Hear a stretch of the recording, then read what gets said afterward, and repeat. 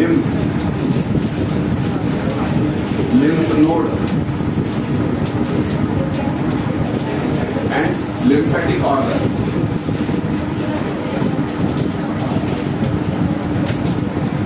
ठीक है, ऐसे तीन चीजों से बना होता है लिम्फेटिक सिस्टम। उसके पास लिम्फ है, लिम्फ नोड्स है और लिम्फेटिक ऑर्गन्स है। लिम्फ की अगर बात करते हैं, lymph is nothing but clear water.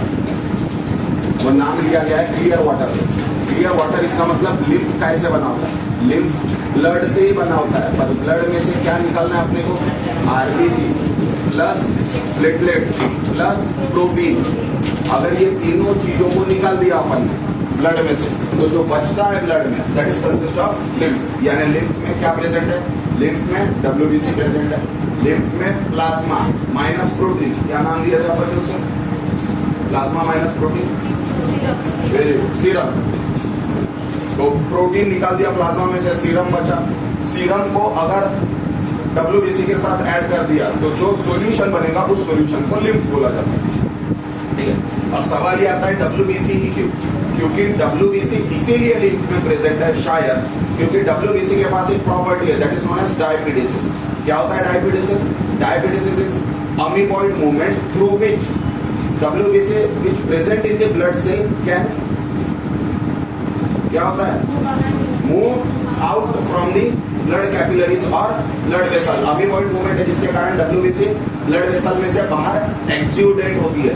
इसीलिए डब्ल्यूबीसी शायद ब्लड में भी प्रेजेंट हो सकती है, लिम्फ में भी प्रेजेंट हो सकती है। नहीं तो लिम्फ की अगर बात करते हैं तो लिम्फ एक तरह का सीरम फ्लूइड है, यानी सीरम है। अब प्लाज्मा में क्या प्रेजेंट होता है? प्रोटीन को छोड़ने के बाद न्यूट्रिएंट्स वगैरह पूरी चीजें प्रेजेंट है और वेस्ट प्रेजेंट है। यानी लिम्फ के पास पूरा न्यूट्रिएंट भी प्रेजेंट होगा और वेस्ट भी प्रेजेंट होगा, मोस्ट प्रोमिनेंट। ठीक है, अब ये जो लिम्फ है ये लिम्फ पूरे बॉडी में सर्कुलेट होता है।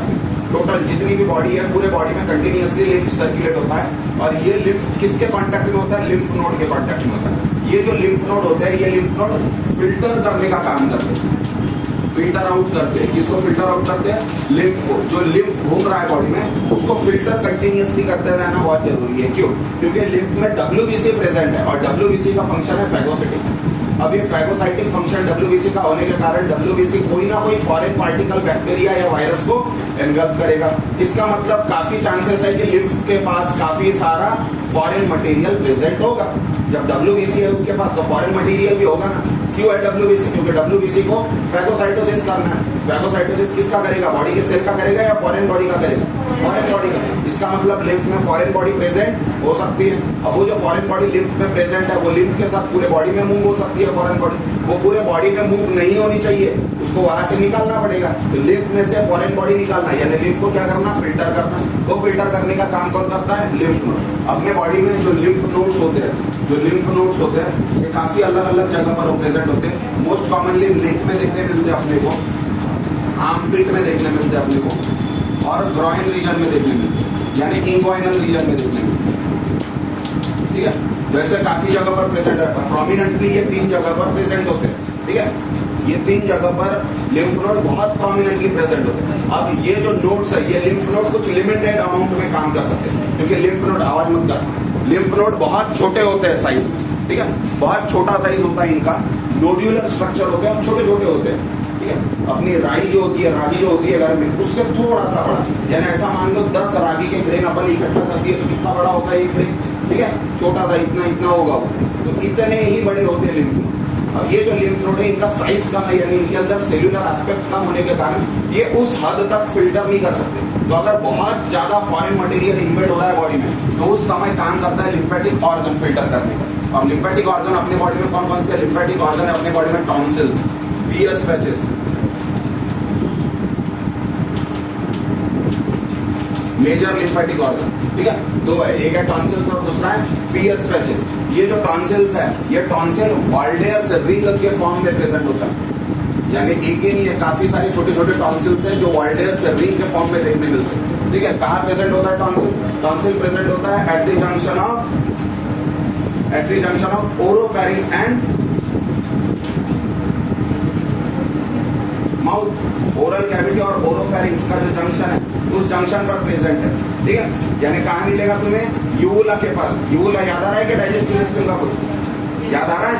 तो यूवुला के अगल बगल में जो दो लार्ज स्ट्रक्चर देखने मिलते हैं, मिरर में देखना घर में जाके, मुंह थोड़ा बड़ा फाड़ लेगा, यूवुला को देखने का, यूवुला के दोनों साइड में अपने को ग्लैंडुलर स्ट्रक्चर देखने मिलते हैं, that are known as tonsils. वो टॉन्सिल्स नॉर्मली बहुत अच्छे से देखने नहीं मिलते, हाँ, और अगर कोई इन्फेक्शन होगा, बुखार होगा, खास करके छोटे बच्चों को, छोटे बच्चे ने अगर बाहर का पानी पिया, बाहर का यानी वैसे ही वो मदर्स मिल्क और मदर के यानी घर के बने हुए डाइट या फूड के ऊपर ज्यादा फीड करता है, बाहर की कोई चीज खाता नहीं है वो, मोस्ट प्रोमिनेंटली पानी। अगर कहीं बाहर गया, वो कोई गांव गया या शादी में गया, तो कभी कभार अर्जेंसी में थोड़ा सा पानी पी लिया उसने, पर थोड़ा सा पानी भी काफी सारा फॉरेन मटेरियल उसके बॉडी में लेकर, तो उसके टॉन्सिल से एनलार्ज हो जाते हैं। टॉन्सिल एनलार्ज हो गए तो जहाँ उंगली रखी मैं, ये जो पार्ट है यहाँ पे सूजन आ जाती है, स्वेलिंग आ जाती है। आई बात समझ में? ये स्वेलिंग बाहर से दिखती है, पर जब अपन मिरर में देखते हैं तो मिरर में भी वो टॉन्सिल्स बड़े दिखते हैं। जब अपन किसी डॉक्टर के पास जाते हैं, वो टॉर्च डाल के मुंह में देखता है, क्या देख रहा वो? टॉन्सिल्स देख रहा। आई बात समझ में? टॉन्सिल्स एनलार्ज हो जाते हैं। टॉन्सिल्स का एनलार्ज होना, इसका मतलब लिम्फेटिक नोड्स का थोड़ा सा एनलार्ज हो जाना, और लिम्फेटिक नोड्स एनलार्ज हो गए, इसका मतलब फैगोसाइटोसिस ज्यादा हो रही। फैगोसाइटोसिस ज्यादा हो रही, इसका मतलब फॉरेन मटेरियल है बॉडी, और फॉरेन मटेरियल मोस्ट कॉमनली कौन सा है अपने पास? बैक्टीरिया। इसका मतलब उसके बॉडी में बैक्टीरिया है। तो ऐसा क्लियर कट इंडिकेशन पता चलता है अपने को ये ऑर्गन से, ठीक है। उसी के बाद अगर पियर्स पैचेस की बात कर रहे हैं, तो पियर्स पैचेस जो होते हैं ये पैचेस में प्रेजेंट है, नाम ही दिए पैचेस, तो पैचेस में प्रेजेंट है। और कहाँ प्रेजेंट होते हैं? Small intestine. स्मॉल इंटेस्टाइन में भी मोस्ट पेक्युलरली कहाँ प्रेजेंट हो गए? स्मॉल इंटेस्टाइन के कौन से पार्ट में प्रेजेंट हो गए? ये पढ़े अपन पियर्स पैचेस। स्मॉल इंटेस्टाइन के पास 3 पार्ट है, डियोडिनम, जेजुनम और इलियम। कहाँ मिलेगा पियर्स पैचेस? सबसे काम का कौन है तीनों? डियोडिनम, जेजुनम, इलियम में सबसे काम का कौन है? अरे मूर्खों, कौन एब्जॉर्प्शन कर रहा? इलियम। इलियम एब्जॉर्प्शन कर रहा। अगर इलियम ही नहीं रहेगा स्मॉल इंटेस्टाइन में तो एब्जॉर्प्शन होगा क्या? नहीं होगा। इसीलिए इलियम में प्रेजेंट होता है ये पियर्स पैचेस। कहाँ देखने मिलता है अपने को? इलियम में। तो इलियम में देखने मिल रहा है पियर्स पैचेस। अब इलियम में ही क्यों रखे? इमेजिन करो, फूड जो तुम खा रहे हो, वो फूड के अंदर काफी सारे बैक्टीरिया हो सकते या नहीं हो सकते? हो सकते। स्पीड में अगर कोई खाता है तो हो सकता है कि वो फूड टॉन्सिल्स को मिले बगैर ही चले गया, और ऐसा हो सकता है, ठीक है। जो टॉन्सिल्स को मिले बगैर चले गया, तो टॉन्सिल उस बैक्टीरिया को खत्म कर पाया क्या? नहीं कर पाया। फिर भी वो इंटेस्टाइन तक पहुंच गया ना, तो इंटेस्टाइन तक पहुंचने के बाद इंटेस्टाइन में से जब फूड एब्जॉर्ब होगा, तो फूड के साथ साथ वो बैक्टीरिया भी एब्जॉर्ब हो जाएगा। वैसा नहीं होना चाहिए, इसीलिए ये पियर्स पैचेस प्रेजेंट है। ये पियर्स पैचेस चुन चुन के उसमें से बैक्टीरिया को डिस्ट्रॉय करने का काम करता है। मेन मकसद जो है लिम्फेटिक का, वो दो ही है। पहला, डिस्ट्रक्शन करने का पैथोजन का, जो भी फॉरेन मटेरियल है, फॉरेन बॉडीज है, उनको डिस्ट्रॉय करने का, ये पहला फंक्शन है लिम्फेटिक सिस्टम का। और दूसरा, बफर मेंटेन करने का बॉडी के सेल में और ब्लड में, ठीक है। कैसे मेंटेन करते हैं वो देखो जरा। जब अपन बॉडी की बात करें तो बॉडी में ब्लड वेसल प्रेजेंट है, ठीक है। अब ब्लड वेसल 2 है तुम्हारे पास। कौन कौन से 2 ब्लड वेसल है? एक है आर्टरी और एक है वेन्स। ऐसे 2 ब्लड वेसल है। आर्टरीज ब्लड को लेके जा रहा है, तो ये जो ट्यूब बना है, इसमें ब्लड जा रहा है बॉडी की तरफ, और ये जो वेन्स है, ये वेन से ब्लड आ रहा है। क्लियर हो रही है पिक्चर? अभी ये जो दोनों चीजें, ये आपस में छोटे छोटे ट्यूब के नेटवर्क से कनेक्टेड है, ऐसा दिखा रहे हैं आप।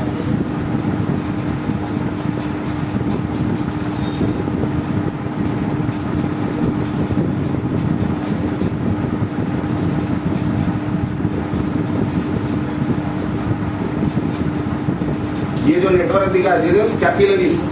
ये कैपिलरीज का नेटवर्क है। अब ये जो कैपिलरीज का नेटवर्क है, ये कैपिलरीज के नेटवर्क में से ही ब्लड जा रहा है। तो ब्लड कैसे जाएगा?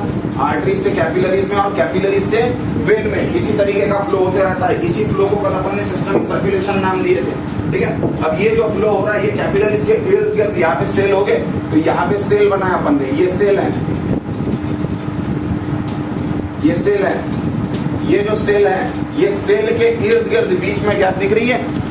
ये सेल के इर्द गिर्द बीच में जो गैप है, ये गैप सेल के बीच की है। और ये जो सेल के बीच की गैप है, ये सेल के बीच के गैप में एक फ्लूइड प्रेजेंट है, that is known as interstitial fluid. क्या नाम दिया उसे? उसे दिए इंटरस्टिशियल फ्लूइड। इसी इंटरस्टिशियल फ्लूइड को ECF, एक्स्ट्रा सेलुलर फ्लूइड भी बोला जाता है। क्यों? क्योंकि सेल के अंदर जो फ्लूइड है, दैट इज साइटोप्लाज्म, उसे क्या बोलेंगे? ICF, intra cellular fluid. Last में बात मत कर, ठीक है। सेल के अंदर जो फ्लूइड है उसे बोला जाता है ICF, क्योंकि सेल के अंदर है साइटोप्लाज्म।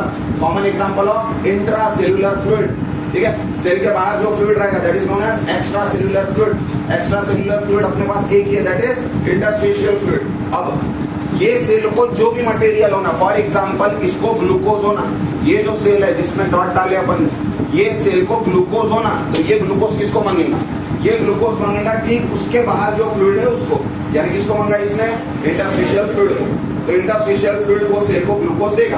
तो अपने बॉडी में जितनी भी सेल है हर सेल को ग्लूकोज कौन दे रहा है, या जो भी न्यूट्रिएंट लग रहा है वो कौन दे रहा है, इंटरस्टिशियल फ्लूइड। अब इंटरस्टिशियल फ्लूइड उस सेल को तभी न्यूट्रिएंट प्रोवाइड कर पाएगा जब उस इंटरस्टिशियल फ्लूइड के पास न्यूट्रिएंट होगा। अगर इंटरस्टिशियल फ्लूइड के पास ग्लूकोज नहीं है तो वो सेल को दे पाएगा क्या। तो प्री रिक्विजिट कंडीशन क्या है, प्री रिक्विजिट कंडीशन ये है कि इंटरस्टिशियल सेल के पास वो मटेरियल प्रेजेंट होना चाहिए जो सेल को देना है, ठीक है। इंटरस्टिशियल फ्लूइड जो है ये कैपिलरीज के कांटेक्ट में नहीं होता है, क्योंकि कैपिलरीज काफी दूर प्रेजेंट होती है, ठीक है। कैपिलरीज हर सेल तक नहीं जाएगी ना, कैपिलरी यहाँ प्रेजेंट है और ये इंटरस्टिशियल फ्लूइड यहाँ प्रेजेंट है, तो ये कैपिलरीज अपना मटेरियल यहाँ तक भेज पाएगा क्या, नहीं। इसीलिए कैपिलरीज के इर्द गिर्द जो फ्लूइड प्रेजेंट रहता है उस फ्लूइड को बोला जाता है लिम्फ। कैपिलरीज के इर्द गिर्द जो फ्लूइड है उस फ्लूइड को बोला गया लिम्फ। तो कैपिलरीज में से जो भी मटेरियल है वो पहले आएगा लिम्फ में, लिम्फ से जाएगा इंटरस्टिशियल फ्लूइड में और इंटरस्टिशियल फ्लूइड से जाएगा सेल के अंदर। यानी फ्लो समझ में आ रहा है, कैसा होगा फ्लो। सबसे पहले आर्टरीज, आर्टरीज से आर्टेरियोल, आर्टेरियोल से कैपिलरीज, कैपिलरीज से लिम्फेटिक्स, लिम्फेटिक्स से इंटरस्टिशियल फ्लूइड और इंटरस्टिशियल फ्लूइड से साइटोप्लाज्म, यानी सेल के पास पहुंचा। इस तरीके से फ्लो होता है और वापस भी आना है तो ऐसे ही आएंगे वो। इंटरस्टिशियल पहले सेल साइटोप्लाज्म कहाँ डालेगा अपने मटेरियल को, इंटरस्टिशियल फ्लूइड, इंटरस्टिशियल फ्लूइड कहाँ डालेगा, लिम्फेटिक फ्लूइड में, लिम्फेटिक फ्लूइड कहाँ डालेगा और कैपिलरीज कहाँ डालेगी उसे, वेन्स, आर्टरीज में डालेगी क्या। यूनिलैटरल फ्लो है वो, यूनिडायरेक्शनल है, हमेशा आर्टरी से वेन्स की तरफ जा रहा है। अब डिपेंड करता है किस चीज का ट्रांसपोर्ट करा रहे हो तुम, उस हिसाब से डायरेक्शन अल्टर होंगी। थोड़ा सा दिमाग लगाने का, अगर उसने बोला कि ग्लूकोज का या प्रोटीन का ट्रांसपोर्ट करना है तो ऑटोमेटिकली कहाँ से होगा, बोलो ना, ग्लूकोज का ट्रांसपोर्ट कैसे होगा, आर्टरी से कैपिलरी से, कैपिलरी से लिम्फ में, लिम्फ से और इंटरस्टिशियल फ्लूइड से होगा ऐसा ग्लूकोज का। प्रोटीन, प्रोटीन का कैसा होगा,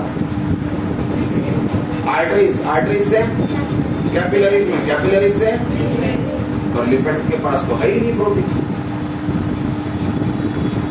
lymph are that solution which are devoid of protein. तो लिम्फेटिक के पास तो प्रोटीन है नहीं। जैसे ही कैपिलरीज ने लिम्फेटिक को प्रोटीन दिया उस समय वो लिम्फ रहेगा क्या, चेंज हो जाएगी उसकी डेफिनेशन। क्वेश्चन आ गई ना, वेरी आ गई अभी। प्रोटीन का ट्रांसपोर्ट कैसा होगा,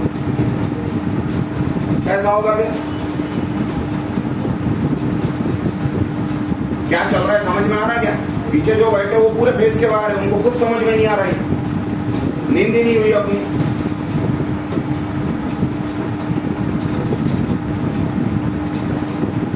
जब कोई एक आध स्टेटमेंट बताया जाता है तो उसको दोनों तीनों चीजों के साथ रिलेट करने का ना।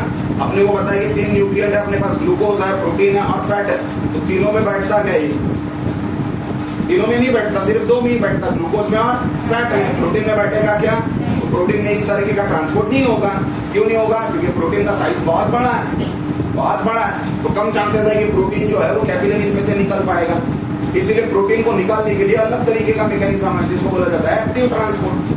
एक्सपेंडिचर, खर्च करो एनर्जी को, यहाँ पे खर्चा हो रहा है एनर्जी का, ये सब कॉन्सेंट्रेशन ग्रेडियंट के हिसाब से चलने वाली सिस्टम है। यानी डिफ्यूजन हो रहा है, क्या हो रहा है, डिफ्यूजन, कॉन्सेंट्रेशन मैकेनिज्म के हिसाब से।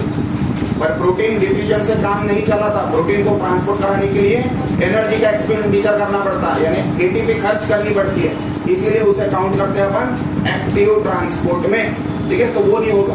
अगर अभी ऐसा बोला जाता है कि यूरिया, किसके पास होगा यूरिया, ब्लड के पास या सेल के पास, वेरी गुड, सेल के पास होगा यूरिया। सेल को किसको देना है यूरिया, सेल को यूरिया अपना किसको देना है, ब्लड को। तो कैसे देगा सेल ब्लड को यूरिया, सेल से कहा जाएगा इंटरस्टिशियल फ्लूइड, इंटरस्टिशियल फ्लूइड से लिम्फ से कैपिलरीज में और कैपिलरीज से ग्रेन्यूल्स होते हुए वेन्स। समझ में आ रहा है, इस तरह का सिस्टम चलते रहेगा। अब ये जो लिम्फ नोड्स होते हैं, ये लिम्फ नोड्स आपस में अटैच्ड होते हैं लिम्फेटिक वेसल की मदद से। तो जैसे ब्लड वेसल प्रेजेंट है वैसे ही लिम्फेटिक वेसल्स प्रेजेंट होते हैं। लिम्फेटिक वेसल में दो ही नाम याद रखने हैं, राइट थोरैसिक डक्ट या राइट थोरैसिक वेसल, और दूसरी होती है लेफ्ट थोरैसिक वेसल। ये दो नाम याद रखना, यानी थोरैसिक रीजन में दो लिम्फेटिक वेसल बहुत अच्छे से देखने मिलती है अपने को, एक होती है राइट और एक होती है लेफ्ट। ठीक है, बुक में डायग्राम दी है, बुक में भी डायग्राम दी है, दिख रही है। उसमें देखो लेफ्ट साइड की जो थोरैसिक वेसल है वो बड़ी दिखाई है, दिख रही है। इसीलिए लेफ्ट साइड के थोरैसिक वेसल को वेसल के जगह पर डक्ट बोला जाता है क्योंकि बड़ा होता है, और राइट साइड के वेसल को वेसल ही बोलते हैं। और दिख रही है क्या वेसल? सेंटर में देखो स्टर्नम के इर्द गिर्द जहाँ स्टर्नम रहता है उसके इर्द गिर्द देखो चैन दिख रहा है, नोट्स के दिख रहे हैं। हाँ, तो राइट साइड का छोटा दिख रहा है, लेफ्ट साइड का बड़ा दिख रहा है ना। तो वो बड़ा इसका मतलब वो डक्ट है, राइट साइड का छोटा इसका मतलब वो वेसल है। और काफी सारे साइड्स दिए उसने जहाँ पे लिम्फ नोड दिखते हैं, देखो ना डॉट डॉट डॉट डॉट दिए उसने, नी पे दिया, आर्मपिट में दिए, एल्बो पे दिए, इक्वाइनल रीजन में दिया, एब्डोमेन में दिया, नेक में दिए, क्लेविकुलर रीजन में दिए, स्टर्नम के पीछे दिए। ऐसे काफी सारे नोड्स डिस्ट्रीब्यूटेड है अपने पूरे बॉडी में। क्लियर हो रही है picture? So this is about lymphatic. Short question ही पूछेगा इसमें, लॉन्ग क्वेश्चन पूछ ही नहीं सकता, और डायग्राम तो बिल्कुल भी नहीं। ज्यादा से ज्यादा फंक्शन, कॉन्स्टिट्यूएंट ऑफ लिम्फ, और कहाँ लिम्फ नोड देखने मिलते, फंक्शन तो याद रखना है। कोई क्वेश्चन इसके ऊपर? शॉर्ट टॉपिक है वो, रेस्पिरेशन की तरफ शिफ्ट होते हैं अपन। आइए इसमें कोई क्वेश्चन? चलो रेस्पिरेशन, ह्यूमन रेस्पिरेशन, पहला पेज चैप्टर का पहला पेज, कोई सर्कुलेशन चैप्टर का नाम पढ़े नहीं क्या है? सर्कुलेशन कंप्लीट किए, रेस्पिरेशन की तरफ आओ ना भी।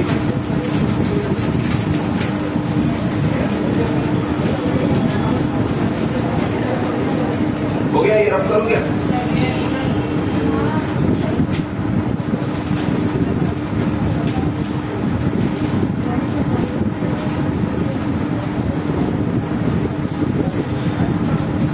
टॉन्सिलाइटिस वगैरह हुआ होगा ना तुमको, कभी हुआ नहीं है टॉन्सिलाइटिस वगैरह? तो tonsillitis is nothing but inflammation of tonsils. वो जो टॉन्सिल्स है उन टॉन्सिल्स का अगर इन्फ्लेमेशन हो गया that is considered as tonsillitis. ठीक है, और वो कब होता है? जब कोई ना कोई बैक्टीरिया इन्वेड करता है वो टॉन्सिल्स को, और मोस्ट कॉमनली इन्वेड करता है ये सेकंड लाइन ऑफ डिफेंस है बॉडी का। फर्स्ट लाइन ऑफ डिफेंस क्या है? First line of defence, second line of defence, word समझ में आ रही है तुमको? सबसे पहले बैक्टीरिया बॉडी की तरफ आएगा, तो बॉडी में जो सबसे पहले अटैक करेगा बैक्टीरिया के ऊपर उसको बोला जाता है फर्स्ट लाइन। उसके बाद उसको भी पछाड़कर अगर बैक्टीरिया अंदर पहुंचता है तो सेकंड लाइन ऑफ डिफेंस, और उसको भी तोड़कर अगर बैक्टीरिया अंदर पहुंचता है तो थर्ड लाइन। और थर्ड लाइन ऑफ डिफेंस को बैक्टीरिया क्रॉस नहीं कर पाता, और गलती से थर्ड लाइन ऑफ डिफेंस को बैक्टीरिया ने क्रॉस किया तो फिर वो एनिमल की डेथ होता है। क्योंकि तीन लाइन ऑफ मैकेनिज्म, डिफेंस के मैकेनिज्म फेल हो गए ना उसके बॉडी के। पहला कौन सा है अपने बॉडी का? स्किन, एपिथेलियम, क्योंकि ये स्किन रोक के रखा है बैक्टीरिया को, डायरेक्टली जा पा रहा है कोई भी बैक्टीरिया अंदर नहीं, तो ये फर्स्ट लाइन ऑफ डिफेंस है। क्लियर हो रही है बात? जैसा माउथ में saliva first line of defence है, कोई भी चीज माउथ ओरल कैविटी के अंदर आएगी तो सलाइवा के कांटेक्ट में आएगी। सलाइवा के पास लाइसोजाइम है और स्लाइटली एसिडिक पीएच है, ये दोनों चीजें फेवर करती है बैक्टीरिया को ग्रो नहीं कराने के लिए, यानी वो रोक रही है बैक्टीरिया के ग्रोथ को, तो वो फर्स्ट लाइन ऑफ डिफेंस है।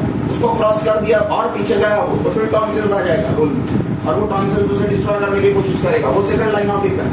और उसको क्रॉस करके या उसको पछाड़कर वो स्टमक तक पहुंच जाता है तो वो भी सेकंड लाइन ऑफ डिफेंस में आता है। क्यों? क्योंकि जल्दी ही पहुंच सकता है वो वहां से स्टमक तक। स्टमक में एसिड प्रेजेंट है और एसिड लगभग हर बैक्टीरिया को डिस्ट्रॉय कर देंगे, और एसिड को भी बचाकर अगर वो इंटेस्टाइन तक पहुंचता है तो फिर जो पीएच पैचेस आते हैं वो थर्ड लाइन ऑफ डिफेंस। ठीक है, डब्ल्यूबीसी कौन सा लाइन ऑफ डिफेंस में आएगा? फर्स्ट, सेकंड की थर्ड? सेकंड। जरूरी नहीं है डब्ल्यूबीसी के तक बैक्टीरिया को पहुंचना है तो उसको इंटेस्टाइन तक पहुंचना ही पड़ेगा। अरे कुछ चीजें माउथ से ही एब्सॉर्ब हो जाती है ना ब्लड में, पढ़े नहीं क्या अपन डाइजेस्टिव सिस्टम में? माउथ से कुछ चीज एब्सॉर्ब हो जाती है, स्टमक से कोई चीज एब्सॉर्ब हो जाती है, और इंटेस्टाइन में से कोई चीज एब्सॉर्ब होती है। इंटेस्टाइन में स्मॉल इंटेस्टाइन और लार्ज इंटेस्टाइन, 4 कॉलम्स बनाए थे ना अपन ने 11th का डाइजेस्टिव सिस्टम पढ़ना। माउथ से कौन सी चीज एब्सॉर्ब होती है मोस्ट कॉमनली? कार्बोहाइड्रेट। कौन से फॉर्म में? जैसे एग्जांपल के तौर पर बोलो ना, चॉकलेट को चबा के खाते हो क्या? कहाँ गई मुंह से चॉकलेट? गायब हो गई? कोई लेके गया? अरे एब्सॉर्ब हो गई ना वो, तो माउथ से ही एब्सॉर्ब हो गई ना वो, तो वो चॉकलेट के जरिए जो बैक्टीरिया गया वो माउथ से ही डायरेक्ट ब्लड में गया ना, तो mouth first line of defence blood में गया नहीं, और ब्लड में जो WBC वो second line of defence. It's that simple. Respiration की तरफ आओ।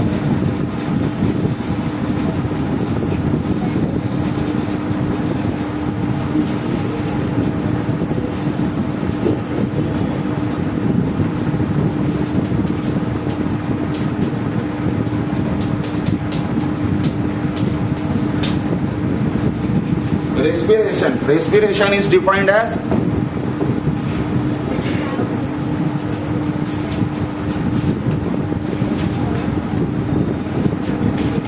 opposite of photosynthesis। respiration क्या है? opposite reaction है, जो भी photosynthesis में हो रहा है उसका opposite है।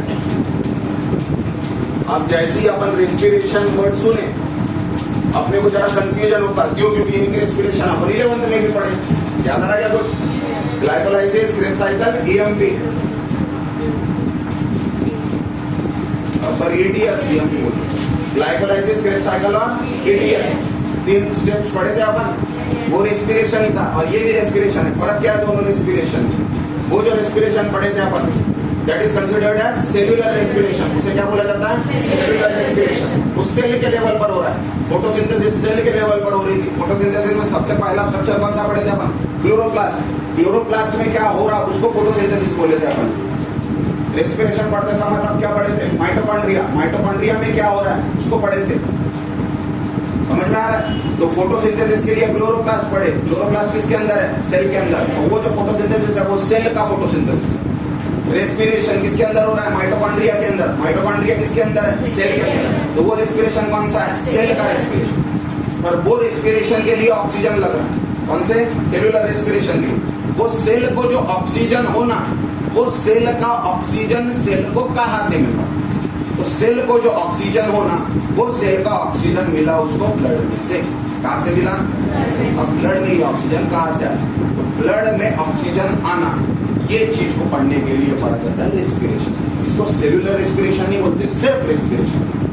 ये रेस्पिरेशन की एक स्टेप है सेल्यूलर रेस्पिरेशन, क्योंकि ये वाला रेस्पिरेशन 3 स्टेप में डिवाइड किया जाता है। एक्सटर्नल रेस्पिरेशन, इंटरनल रेस्पिरेशन और सेल्यूलर रेस्पिरेशन। अब समझ में आ रहा? 3 स्टेप में। ये पूरा उल्टा कर दिया। पिछले साल तक ये चैप्टर 11th में था और वो चैप्टर 12th में था। यानी पहले पढ़ते थे एक्सटर्नल, इंटरनल और बाद में सेल्यूलर। पर अभी पहले पढ़े सेल्यूलर और बाद में पढ़ रहे एक्सटर्नल और इंटरनल। कोविड के कारण बोर्ड थोड़ा सा घूम गया, उसको नहीं समझ में आ रहा कब क्या कैसे था। ये जो रेस्पिरेशन है ये कैटाबोलिक रिएक्शन दिखाता है। कौन सी रिएक्शन दिखाता है? कैटाबोलिक। जैसे अपन ने बोले catabolic reaction, it is most commonly exothermic. कैसी होंगे वो? यानी एनर्जी क्या हो रही है? रिलीज हो रही है। फिर अब एनर्जी रिलीज हो रही है तो उसके साथ साथ क्या रिलीज होगा? हीट रिलीज होंगी या डिसिपेट होंगी? रिलीज ही नहीं होगी। नहीं समझ में आएगा अपने को डिसिपेशन। एंथैल्पी की तरफ नहीं जाते अपन, नहीं आता ना अपने को एंथैल्पी। तो हीट रिलीज हो रही है। अब जैसी हीट रिलीज हुई बोले अपन, तो हीट को कंसिडर करने के लिए अपने को लगता है टेम्परेचर, यानी कहीं ना कहीं टेम्परेचर के साथ रिलेटेड है रेस्पिरेशन। तो अपने बॉडी में जो टेम्परेचर मेंटेन है, अपन बोलते हैं ना बॉडी का एवरेज टेम्परेचर जो है वो मेंटेन है। अरे अपने बॉडी का टेम्परेचर कितना रहता? 100, 150, 200 क्या डिग्री? कौन सी डिग्री? काय की डिग्री? सेल्सियस की डिग्री? 37, 39, very good, 47। अरे एक्यूरेट बताओ ना टेम्परेचर ऐसा होगा ये तुम्हारा टेम्परेचर? किंगडम एनिमलिया पढ़े हो क्या कभी? किंगडम के कोई मोड़ पर क्लास मैमल में जो एनिमल है वो कौन सा है?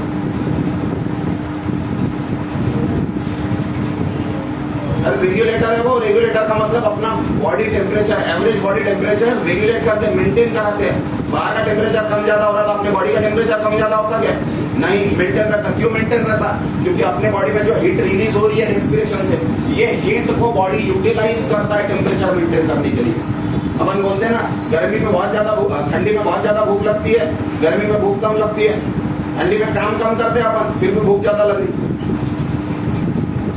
और ठंडी में विंटर के नाइट में रात को 9-10 बजे बहुत ज्यादा खाना खा के अप टू द ब्रिंक पूरा मुंह तक खाना खाए तो और सो गए, फिर भी आधे रात को 3-4 बजे नींद खुल जाएगी। क्यों? क्योंकि भूख लगी। और ऐसा होता है, अपने साथ नहीं तो बच्चे के साथ ज्यादा होता। छोटा बच्चा 1.5-2 साल का 2-2.5 बजे स्पीकर चालू रात को, क्यों? कहाँ गया हुआ एनर्जी? और वही समर में उससे आधा खाएगा फिर भी दिन भर खेलेगा, उसको भूख नहीं लग रही। फर्क समझ में आ रहा है? क्यों? क्योंकि ठंडी में बाहर का एनवायरनमेंट का टेम्परेचर जो कम हो रहा है, वो एनवायरनमेंट के टेम्परेचर जो कम हुआ उसके हिसाब से बॉडी का टेम्परेचर बढ़ाने के लिए बॉडी में हीट डेवलप करानी पड़ रही है बॉडी को, और वो हीट डेवलप कराने के लिए एनर्जी को रिलीज करवाना पड़ रहा है। तो काफी सारे फूड को तोड़ा जा रहा है रेस्पिरेशन की मदद से, यानी कैटाबॉलिक रिएक्शन चल रही है। उसी के कारण उसके बॉडी का फूड जल्दी यूटिलाइज हो रहा है कंपेयर टू समर। ठीक है, तो ये जो रेस्पिरेशन है ये एक तरह की कैटाबॉलिक रिएक्शन है। अगर रेस्पिरेशन को रिएक्शन में लिखते हैं, रेस्पिरेशन की रिएक्शन अगर लिखते हैं तो रिएक्शन कैसी रहेगी? रेस्पिरेशन की रिएक्शन रहेगी ग्लूकोज C6H12O6, इसको लगेगा ऑक्सीजन, और ये ऑक्सीजन से क्या मिलेगा? सबसे पहले मिलेगा कार्बन डाइऑक्साइड। कितने कार्बन है? 6। तो कितने कार्बन डाइऑक्साइड के मॉलिक्यूल? 6। वाटर निकलेगा, वाटर हाइड्रोजन के मॉलिक्यूल कितने हैं? 12। तो कितने वाटर के मॉलिक्यूल निकलेंगे? 6, क्योंकि di molecular, hydrogen di molecular है ना, बाई मॉलिक्यूलर, डाई मॉलिक्यूलर, और कुछ अमाउंट में एनर्जी रिलीज होगी। वो एनर्जी कितनी होंगी, क्या होंगी, वो अपन यहाँ पे नहीं लिख रहे। क्यों नहीं लिख रहे? अपने को पता है यहाँ पे कितनी एनर्जी रिलीज होंगी। अगर ग्लूकोज का रेस्पिरेशन हो रहा है, ग्लूकोज का कैटाबॉलिक मैकेनिज्म हो रहा है, तो कितनी एनर्जी रिलीज होती है ऑक्सीजन के प्रेजेंस में। और 38 ATP एरोबिक रेस्पिरेशन है ना वो, अगर इसमें से ऑक्सीजन को छुपा दिया मैं तो किसकी रिएक्शन हो गई? एनारोबिक रेस्पिरेशन की। बैलेंस करो, ऑक्सीजन के मॉलिक्यूल कितने लगेंगे?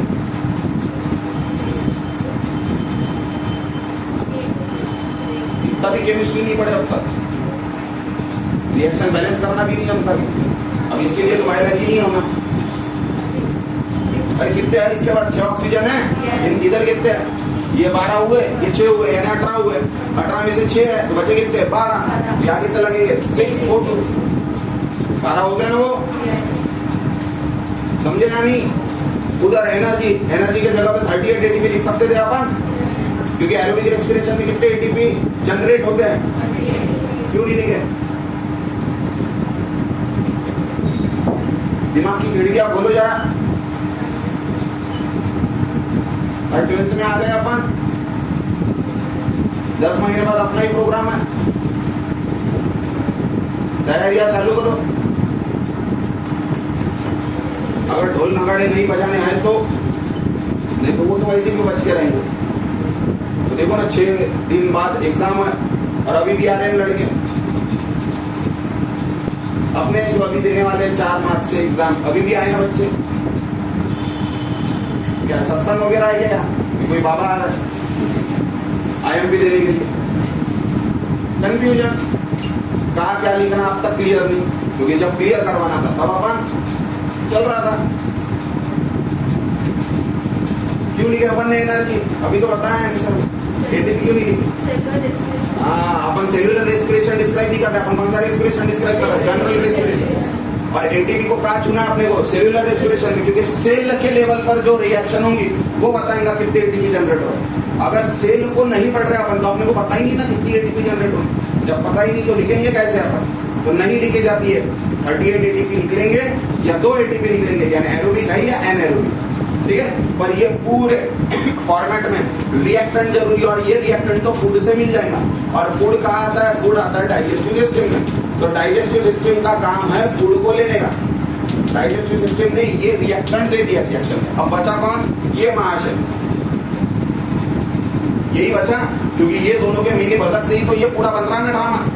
तो अभी ये होना, ये कहां से आएगा, ये कहां से आएगा, और ये सेल तक कैसे पहुंचा, इसको देखने के लिए ये पूरा चैप्टर बना। अब देखो वो ऑक्सीजन का इंपॉर्टेंस कितना इंपॉर्टेंट होगा। पूरा एक चैप्टर बना दिया उसने तुम्हारे लिए। चैप्टर है ना तुमको रेस्पिरेशन नाम का, और 12th में तो अच्छे खासे क्वेश्चन भी आएंगे उसमें से। अब ये जो ऑक्सीजन है, ये ऑक्सीजन प्रेजेंट है एटमॉस्फेयर में। कहाँ प्रेजेंट है? एनवायरमेंट में है क्या? अरे एनवायरमेंट में है क्या? और एनवायरमेंट में है, फिर एटमॉस्फेयर क्यों लिख रहे हैं अपन? अरे ये ऐसे बेसिक चीजों को पहले समझ लो, कंसेप्ट पूरा होना अपने को, ऐसा आधा अधूरा नहीं होना। एक आधा आधा तिरछा क्वेश्चन डाल दिया उसमें तो हो गया अपन फ्लैट वहीं पे, कुछ समझ में नहीं आ रहा क्या पूछ रहा क्या नहीं पूछ रहा। और practical based question, application based question ज्यादा पूछ रहा बोर्ड अभी, वो रट्टू तोते वाले क्वेश्चन अभी कम हो गए। समझ में आ रहा है क्या? रटने वाले जो क्वेश्चन है वो कम कर दिए और हर एग्जाम में कम हो गए वो अभी। ऐसा गया वो जमाना कि सीधा स्टेटमेंट ऐसा उठाया पेपर में दे दिया, तुमने उसी के नीचे के 2 लाइन उठाए पेपर में लिख के आ गए, कितने मार्क का था? 3 मार्क का, 3 मार्क मिल गए। माँ होशियार माँ होशियार माँ होशियार। अभी वैसा नहीं, वो एक स्टेटमेंट को घुमाएगा, उसका मीनिंग निकालेगा, वो मीनिंग क्वेश्चन में डालेगा और वो क्वेश्चन का आंसर पूछेगा। अपने को लास्ट तक वो क्वेश्चन ही समझ में नहीं आएगा, रिजल्ट भी आ जाएगा फिर भी क्वेश्चन नहीं समझा आपने। तो इसीलिए प्रैक्टिकल बेस्ड क्वेश्चन ज्यादा पूछे जाते हैं, थोड़ा कंसेप्ट की तरफ ध्यान देने का। एनवायरमेंट इसीलिए नहीं लिखते अपन क्योंकि एनवायरमेंट में 3 स्फीयर आते हैं, एक आता एटमॉस्फियर, एक आता हाइड्रोस्फीयर और एक आता लिथोस्फीयर, और ये तीनों स्फीयर मिला के एनवायरमेंट या इकोसिस्टम बना रहे हैं। यहाँ पे अपने को हाइड्रोस्फीयर और लिथोस्फीयर का कोई लेना देना नहीं, इसीलिए अपन ने कंसाइजली क्या लिखा? एटमॉस्फेयर। क्योंकि ऑक्सीजन, जिस ऑक्सीजन की बात हो रही है यहाँ पे, वो ऑक्सीजन घुमा फिरा के क्या है? जी है। ऐसा लिखते ना रिएक्शन में ब्रैकेट में जी, जरूरी है या नहीं है? अरे H2O लिखा कहीं पे तो जरूरी है क्या वो H2O के सामने L लिखना या G लिखना या S लिखना? जरूरी है क्या? अगर नहीं लिखे तो कैसे समझ में आएगा वो आइस है, भाप है या पानी है? Are you getting the point? यहाँ पे ये जो ऑक्सीजन है ये G है या L है, ये कैसे समझ में आएगा? लिक्विड की रहती ना ऑक्सीजन, कोविड में जो सिलेंडर में भर के भेजे थे अपन ने वो कौन से फॉर्म में थी? लिक्विड फॉर्म में थी, वो गैस थोड़ी थी। तो गैसियस फॉर्म में जो ऑक्सीजन है वो होना बॉडी को, और वो गैसियस फॉर्म के ऑक्सीजन किसके पास प्रेजेंट है? एटमॉस्फेयर। तो एटमॉस्फेयर से ये ऑक्सीजन, एटमॉस्फेयर से ये ऑक्सीजन पहले नोज में जाएगा, नोज से लंग्स में जाएगा, लंग्स से ब्लड में जाएगा, और ब्लड से पहुंचेगा वो सेल के पास, और सेल इस ऑक्सीजन को यूटिलाइज करेगा। क्या करेगा? यूटिलाइज करेगा, और यूटिलाइज करके क्या बनाएगा? एनर्जी बनाएगा। ऐसा फ्लो है, ठीक है। ये जो लेवल है इसके नीचे का, ये लेवल पढ़ चुके अपन ने, वो ऑक्सीजन को किस हिसाब से यूटिलाइज किया जाता है। ये यूटिलाइज करने के लिए, एनर्जी बनाने के लिए 3 चीजें, पहला EMP यानी ग्लाइकोलाइसिस, दूसरा क्रेब्स साइकिल और तीसरा ETS। ऐसे 3 चीजें होना, और ये तीनों चीजें पढ़े अपन, ये यूटिलाइजेशन का। पर सेल तक ये ऑक्सीजन कैसे पहुंचा, ये जो फ्लो है सेल तक ऑक्सीजन का पहुंचने का, ये फ्लो कैसे हो रहा वो पढ़ना। अब ये फ्लो जितना आसान लग रहा उतना आसान है नहीं। अपन ने मुंह फाड़ा, ऑक्सीजन एटमॉस्फेयर की अपने बॉडी में चली गई, हो गया रेस्पिरेशन, इतना आसान है ही नहीं वो, ठीक है। इसमें 2 स्टेप प्रेजेंट होते हैं। वैसे कंसाइजली रेस्पिरेशन की अगर बात करते हो तो पूरे रेस्पिरेशन को कितने स्टेप में डिवाइड किया अपन ने? 3 स्टेप में। एक है एक्सटर्नल, दूसरा है इंटरनल और तीसरा है सेल्यूलर। एक्सटर्नल रेस्पिरेशन का मतलब एटमॉस्फेयर में जो ऑक्सीजन प्रेजेंट है वो ऑक्सीजन को लंग्स तक लेके आना। कहां तक लेके आना? लंग्स तक। ये नाम काम है एक्सटर्नल रेस्पिरेशन। इंटरनल रेस्पिरेशन का काम है जो लंग्स में ऑक्सीजन प्रेजेंट है, जो लंग्स में ऑक्सीजन प्रेजेंट है, ये लंग्स के ऑक्सीजन को ब्लड के जरिए से सेल तक पहुंचाना।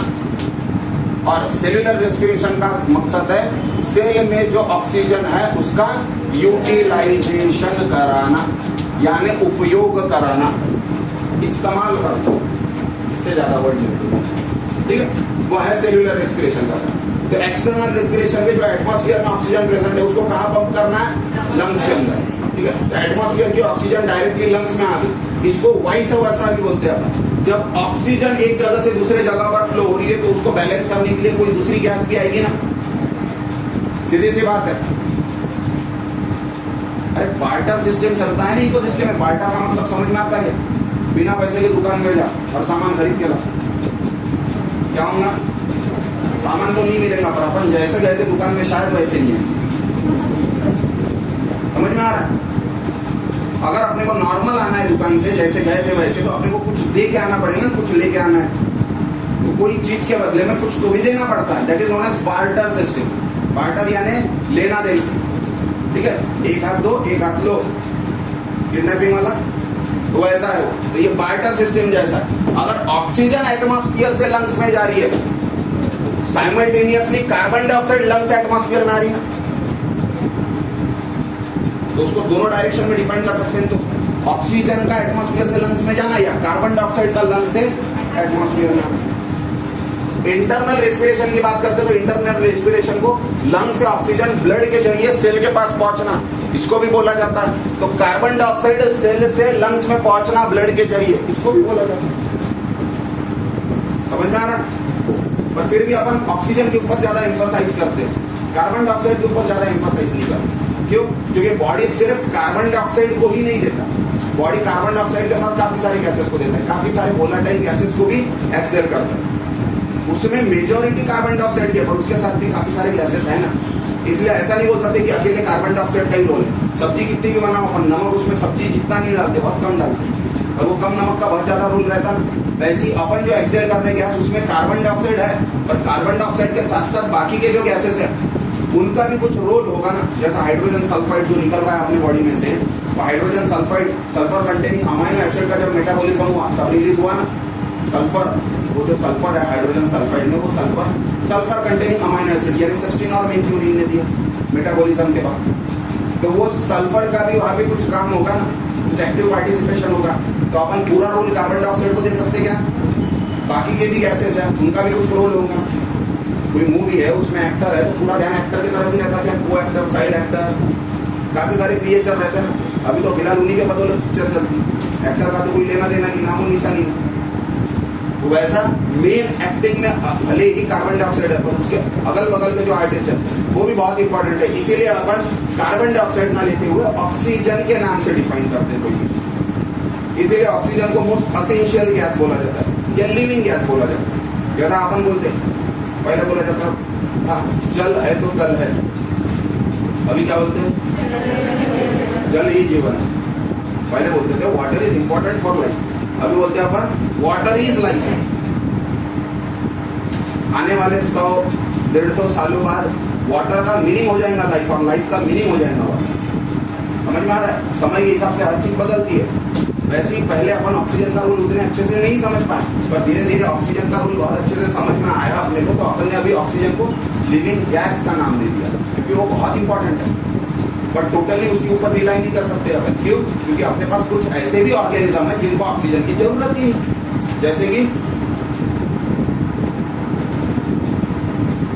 जैसे कि एनाएरोबिक ऑर्गेनिज्म जो एनाएरोबिक रेस्पिरेशन कर रहे हैं। अरे तुम्हारे ढोकले इडली में दही में जो बैक्टीरिया ग्रो हो रही है वो कौन सा रेस्पिरेशन करेगी? एनाएरोबिक रेस्पिरेशन। तो उनको ऑक्सीजन की जरूरत है क्या? नहीं है ना। तुम डिब्बा पैक करके रख रहे हैं ना, कहाँ से जा रहा है एयर उनके अंदर? कहीं से नहीं जा रहा, यानी ऑक्सीजन नहीं जा रही। तो ऑक्सीजन की रिक्वायरमेंट नहीं है ना उनको, फिर भी वो सर्वाइव कर रहे हैं ना। इसीलिए ऐसा 100% तो श्योरिटी नहीं है कि ऑक्सीजन लिविंग गैस ही है, लिविंग लाइफ को मेंटेन करने के लिए जरूरी है। कुछ ऑर्गेनिज्म ऐसे भी है जो बिना ऑक्सीजन के भी सर्वाइव हो रहे हैं, यानी कि स्टेटमेंट को भी एक्सेप्शन प्रेजेंट है। तो वाटर तो लगभग हर ही ऑर्गेनिज्म को लगता है, ऐसा कोई भी ऑर्गेनिज्म नहीं है जो बोलेगा मेरे को वाटर नहीं लगता, नहीं है अपने पास, और वो मिलने से है। क्योंकि वो अगर वैसा होता तो शायद हर प्लेनेट के पास ऑर्गेनिज्म होते, सिर्फ अर्थ के पास ही क्यों होते? क्योंकि वो वाटर ने ही तो रोक के रखा है ना बाकी प्लेनेट के ऑर्गेनिज्म। क्योंकि बाकी सब चीजें तो बाकी प्लेनेट के पास भी, ऑक्सीजन का सिर्फ अर्थ के पास ही नहीं। उधर भी है ऑक्सीजन, मार्स पे भी ऑक्सीजन मिलेगा तुमको, चांद पे भी ऑक्सीजन मिलेगा, क्योंकि एटमॉस्फेयर हर प्लेनेट का है। एटमॉस्फेयर हर प्लेनेट के पास प्रेजेंट है, लिथोस्फीयर हर प्लेनेट के पास प्रेजेंट है, हाइड्रोस्फीयर हर प्लेनेट के पास नहीं है, सिर्फ अर्थ के पास है। क्यों? क्योंकि वो कंडीशन अर्थ के पास है जहां पे वो ऑक्सीजन हाइड्रोजन के साथ रिएक्ट कर सकता है और वाटर का मॉलिक्यूल बना सकता है। तो ये जो ऑक्सीजन है, ये ऑक्सीजन होना, अब ये जो ऑक्सीजन है, ये ऑक्सीजन एरोबिक ऑर्गेनिज्म को ना, कौन सा ऑर्गेनिज्म को ना? Aerobic organism. जब अपन बोल रहे हैं एरोबिक ऑर्गेनिज्म को, तो ये ऑक्सीजन लेने के लिए एक रूट होगा, एक रूट के जरिए से जाएगा। अगर एनिमल की बात करते तो एनिमल में रूट अलग होगा, प्लांट की बात करते तो प्लांट में रूट अलग होगा। प्लांट भी लिविंग ऑर्गेनिज्म है तो उनको भी ऑक्सीजन लगेगा। एनिमल में जो रूट लगेगा वो होगा रेस्पिरेटरी सिस्टम। कौन सा रूट होगा? Respiratory system. ये रेस्पिरेटरी सिस्टम में कुछ पार्ट्स होंगे, जैसा पहले होगा नोज, उसके बाद होगा फेरिंग्स, उसके बाद होगा लैरिंग्स, उसके बाद होगा लंग्स, ब्रांकियल, ब्रोंकियल ट्री और लंग्स। प्लांट की अगर बात करते हैं तो प्लांट में रेस्पिरेटरी सिस्टम नहीं है, रेस्पिरेटरी पार्ट प्रेजेंट है। रेस्पिरेटरी सिस्टम नहीं है, रेस्पिरेटरी पार्ट प्रेजेंट है, उसी को बोलते हैं रेस्पिरेटरी पोर। क्या बोलते हैं उसे? रेस्पिरेटरी पोर। और ये जो रेस्पिरेटरी पोर है इसी को नाम दिया गया है स्टोमेट। तो स्टोमेट रिस्पॉन्सिबल है ऑक्सीजन को ट्रैप करने के लिए या ऑक्सीजन को रेस्पायर करने के लिए, ठीक है। तो स्टोमेटा में से ऑक्सीजन अंदर आता है, किसमें? प्लांट्स में। और एनिमल्स में कहां से आता है? नोज। तुम बोलोगे माउथ, माउथ से भी ऑक्सीजन आ सकता है, पर माउथ को बनाया गया नहीं है रेस्पिरेशन के लिए। 10 मिनट मुंह खोल के सांस लो, फिर समझ में आएगा क्या बोल रहा हूं। अरे पानी पीना पड़ता है ना, 10 मिनट बाद अपने को सूख जाता हूँ, गला सूख जाता, क्यों?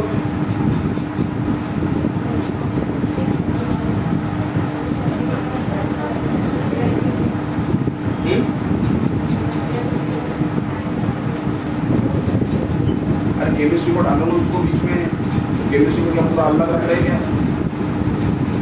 सब सब्जेक्ट एक दूसरे से मिले हुए हैं ना, साइंस की पार्ट है ना वो पीसीएम भी, तो सबका आपस में इंटर रिलेशन है ना।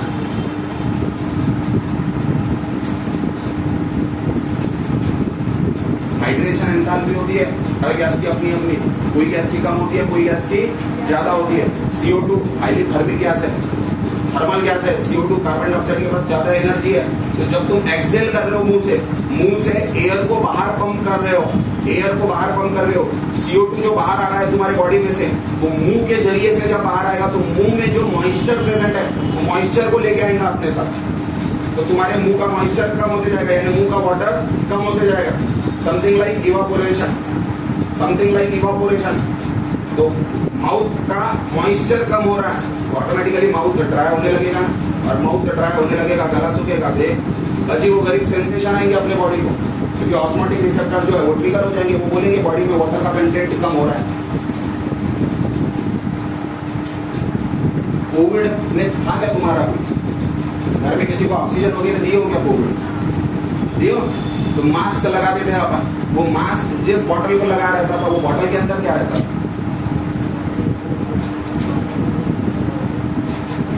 पानी डालते थे पहले उसमें, बाद में ट्यूब लगाते थे और मास्क चालू करते थे। क्या जरूरत थी पानी डालने की? और हर 2 घंटे में पानी डालते रहते हो बॉटल में, पानी खत्म होता है। नहीं डाले पानी तो एयर नहीं मिलेंगी क्या? पेशेंट ऑक्सीजन नहीं मिलेगा, मिलेगा ना। और ऑक्सीजन कैसा है ना? ड्राई ऑक्सीजन रहेगा तो मुंह से जैसे ही जा रहा, लेकिन नाक के साथ मुंह में भी जा रहा ना। मास्क अपना कैसा है? सिर्फ नाक वाला तो ये मुंह वाला भी है ना। तो नाक से और मुंह से जब जा रहा है वो ऑक्सीजन, तो ड्राई होगा तो पूरे वाटर के मॉइस्चर को अपने साथ लेके जाएगा ना लंग्स में। तो मुंह का और नाक का वाटर जो है वो वाटर क्या हो जाएगा? ड्राई हो जाएगा, और पानी कहाँ जा रहा? सीधा लंग्स में। तो पेशेंट को बचा रहे या निमोनिया देगा?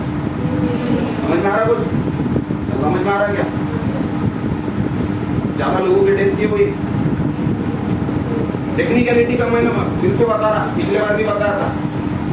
सिस्टर, मामा, मौसी दवाखाने में जो है ब्रेन पूरा पिसका हुआ है, उनको कोई लेना देना नहीं, पानी में डाल रहा, बाथरूम से लाके पानी डाल रहा। एक्चुअल में डिस्टिल्ड वाटर डालना चाहिए, क्योंकि बाथरूम का पानी बैक्टीरिया है ना।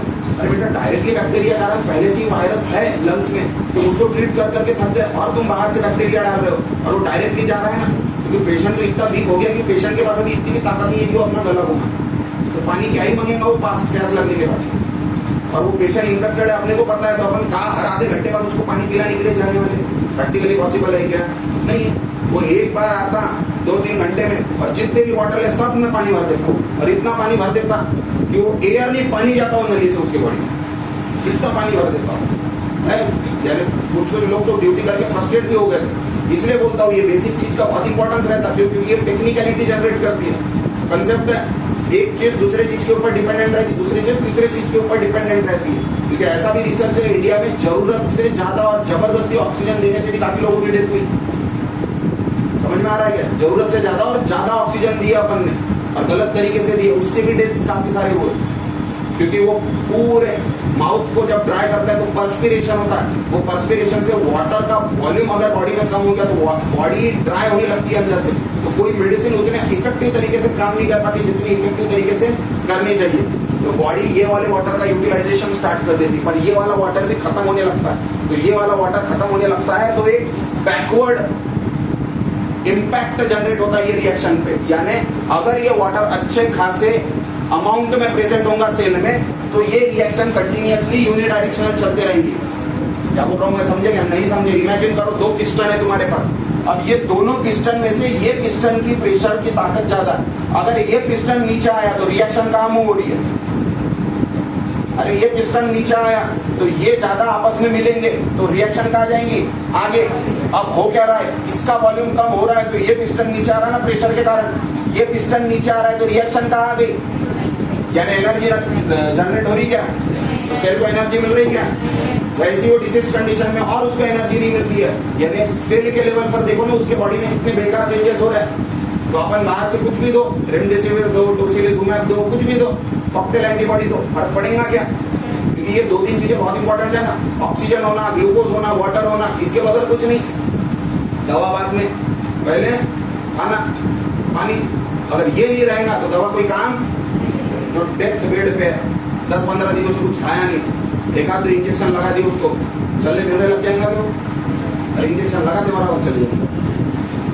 क्यों? क्योंकि बॉडी टॉलरेट नहीं कर पाएंगे वो मेडिसिन, क्योंकि टॉलरेट कराने के लिए बॉडी के पास एनर्जी होना बहुत जरूरी है, और वो पूरा एनर्जी का कंसेप्ट घूमता है रेस्पिरेशन के ऊपर, क्योंकि रेस्पिरेशन ये मैकेनिज्म से बॉडी को एनर्जी मिल रही है। ये एनर्जी की बात करना, तुम इसको एनर्जी पकड़ के बैठे, जो गलती तुम कर रहे हो, तुमने किसको एनर्जी पकड़े? ग्लूकोज को। ग्लूकोज एनर्जी नहीं है, ग्लूकोज को तोड़ने के बाद जो जनरेट हो रहा है उसको एनर्जी बोला जाता है। सेल को वो होना, सेल की डिमांड वो है, और वो पैकेट में नहीं मिलती, वो सेल को बनानी पड़ती है। ऐसी कोई चीज नहीं है अपने पास कि उसको ले लो सीधे एनर्जी मिल रही है। लोग मूर्ख बनाते, एनर्जी ड्रिंक है बोलते, P low direct energy. Energy डाली है क्या उसमें ग्लूकोज है। इंस्टेंट एनर्जी का मतलब ग्लूकोज। क्यों? क्योंकि अगर ग्लूकोज को छोड़ के बाकी के फॉर्मेट में एनर्जी होगी, जैसा फॉर एग्जांपल डाइसैकेराइड के फॉर्म में होगी, या पॉलीसैकेराइड के फॉर्म में होगी, या प्रोटीन के फॉर्म में होगी, तो पहले उस सबस्ट्रेट को इसमें तोड़ना पड़ेगा, उस सबस्ट्रेट को ग्लूकोज में कन्वर्ट करना पड़ेगा, इसमें टाइम लगेगा, और फिर ग्लूकोज जाके एनर्जी देगा और ज्यादा टाइम लगेगा।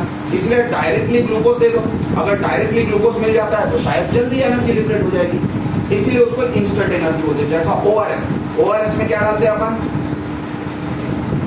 क्या प्रेजेंट रहता है? ओआरएस को सुने होंगे ना, ओरल रिहाइड्रेशन सॉल्यूशन। ओआरएस जो होता है उसमें ग्लूकोज प्रेजेंट होता है, सुक्रोज नहीं होता। अब घरेलू इलाज करके अपन काय का पाउडर बनाते हैं, शक्कर और नमक का, पर वो शक्कर जल्दी से टूट सकती है क्योंकि शक्कर डाइसैकेराइड है, ग्लूकोज और फ्रुक्टोज का। And for your kind information, fructose का मॉलिक्यूलर फार्मूला ग्लूकोज के मॉलिक्यूलर फार्मूला से मैच करता है। ग्लूकोज भी C6H12O6 है, फ्रुक्टोज भी C6H12O6 है। दोनों में फर्क क्या है? Isomerism, optical illusion, optical isomerism दोनों का डिफरेंट है। नहीं तो बाकी पूरी चीजें दोनों की लगभग से। सिर्फ को थोड़ी समझ में आ रहा हो, फ्रुक्टोज है भी ग्लूकोज है, आया करो इस्तेमाल, देखते आगे क्या आगे समझ में आ रहा। इसके बाद रेस्पिरेटरी पाथवे स्टार्ट करेंगे कल से अपन, किस तरह का रेस्पिरेटरी पाथवे, रेस्पिरेटरी सिस्टम बना, ये समझे या नहीं समझे? एंट्रेंस में आओ बगल की तरफ।